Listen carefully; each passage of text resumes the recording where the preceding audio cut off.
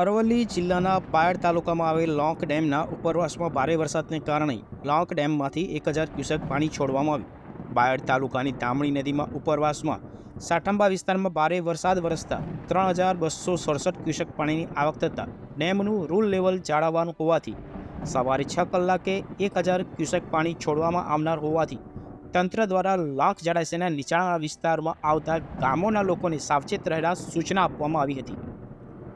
જગદીશ પ્રજાપતિ સાથે ભૂપેન્દ્રસિંહ ઝાલા, બાયડ।